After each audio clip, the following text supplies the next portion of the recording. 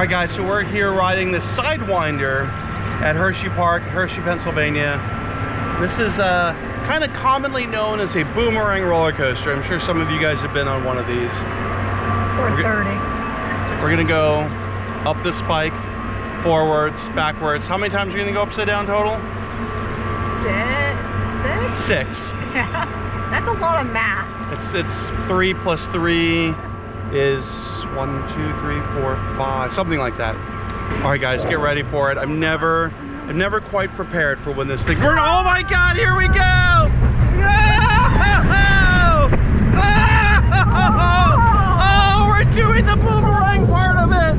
Oh, here we go! The loop-de-loop part of the ride. Whee! Oh man!